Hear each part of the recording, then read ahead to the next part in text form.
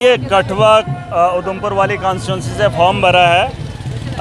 आवाम को तय करना है। बहुत बार जो है लोगों को मौका मिला था, लोग जो है वोट देते गए। दो तीन चेहरे वही पुराने चेहरे, उन्हीं को जो है एक दूसरे को उठा के कभी उसमें रंग में डालना है, कभी दूसरे रंग में डालना है। तो वो रंगों की सियासत बंद करके जो है लोगों ने अपने मुस्तकबिल के बारे में सोचना है। यहाँ दावे कर रहे हैं अब कोई भाजपा को सपोर्ट कर रहा है, कोई जो भाजपा से निकल के आकर कांग्रेस में टिकट लेके मैंडेट लेके इलेक्शन लड़ रहा है तो वो भाजपा का नहीं है। महराज इनडायरेक्टली सपोर्ट कर रहा है। मैं पढ़ा लिखा नौजवानों, पढ़े लिखे नौजवानों की बात करना चाहता हूँ। ये अनपढ़ और जाहिलों की जमात यहाँ पर जो है अपना यहाँ पे ओथ नहीं उठा सकते हैं। मुझे उठा के बता देना कितने लोगों ने जो है ओथ लिया। अनपढ़ और जाहिलों को उठाकर यहाँ पर बिठाने का काम करेंगे और बताएंगे वो फलाना आदमी फलानी पार्टी से। अपने नौजवानों का मुस्तकबिल के बारे में बात कौन करेगा? क्या इन चीज़ों पे पॉलिटिक्स नहीं होनी चाहिए? बहुत सारी चीज़ें हैं। आज हमने फॉर्म भर दिया है और देखिए आने वाले कल में 19-20 दिन बचे हैं। आवाम को अपना मुस्तकबिल खुद तय करना है और ये बहुत ज़रूरी है। इसका एक मैसेज होगा, लोगों को समझाने का मैसेज कि हमें वोट कास्ट क्यों करना है। ये लोग इन्हें नहीं बताएंगे कि वोट क्यों कास्ट करना है। हम बताएंगे आज से पहले तुमने क्यों दिया और आज के बाद देना क्यों है और किस लिए देना है। ये बड़ा इंपॉर्टेंट रहता है। तो इसी सिलसिले में आज नॉमिनेशन हो गया। बहुत जल्द हमारा सिंबल आएगा।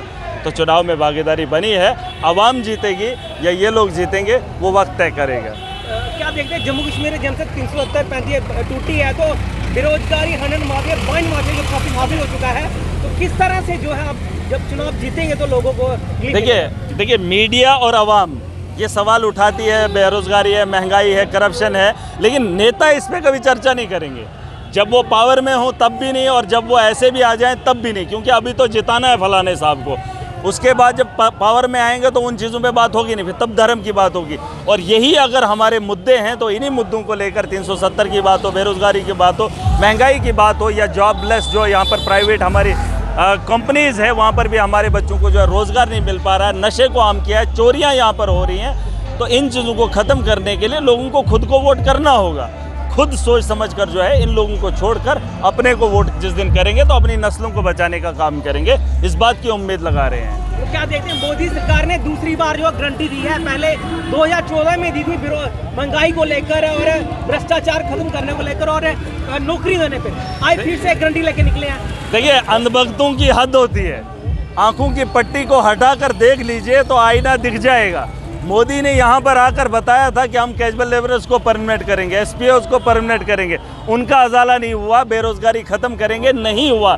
यहाँ पर बिजली के इजाफा, ये जो रेट्स के अंदर इजाफा हुआ, बिजली की कटौती है, हम ही लोगों की पैदावार है लेकिन हम ही लोगों को नहीं मिल रही है। उसका जो वादा है वो पूरा देश जानता है, वो हुआ पूरा कि नहीं। महंगाई सर पर है। हमारा नौजवान तबका, उनके सरों के बाल अभी उखड़ गए हैं, शादी नहीं कर पा रहे हैं, कोई रिश्ता देने के लिए नहीं तैयार है। तो उन लोगों को समझना चाहिए।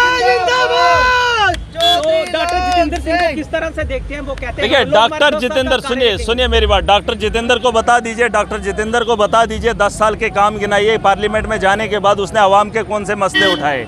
ठीक है, ये सवाल डॉक्टर जितेंद्र से महराज के अलावा हर नागरिक पूछता है। और वही सवाल लाल सिंह से भी पूछ लीजिए कि लाल सिंह ने पिछले 10 साल क्या किया।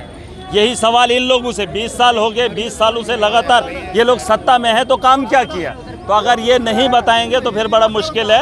ये सवालात हर उस नेता से होंगे जो सत्ता में है।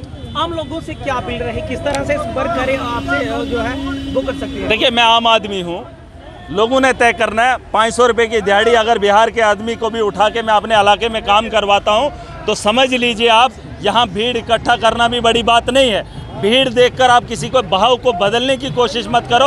अपने बच्चों के मुस्तकबिल के बारे में सोचो जो आपके आने वाली नस्लों की बात कर सकता है। अगर वो उसके अहल हैं तो उनके साथ खड़े हो जाए, अगर ना अहल हैं तो उन्हें घर से बाहर निकालने का काम और अपने वोट की ताकत से उन्हें हटाने का काम कर दीजिए। इसी बात की उम्मीद करता हूँ। और अगर लोग नहीं जागेंगे तो बड़ा मुश्किल होगा। आने वाला कल बड़ा मुश्किल है। क्या चुनाव दें, क्या आपको वोट दें इस बार?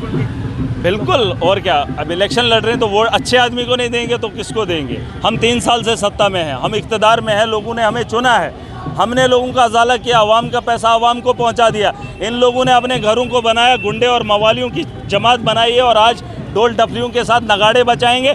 अरे ये जो ढोल बज रहे हैं ये तुम्हारे बच्चों के खून के नहीं, सर पे तबला बजाया जा रहा है। ये उनके मुस्तकबिल का, उनके भविष्य का खतरा इन्होंने लाकर खड़ा दिया।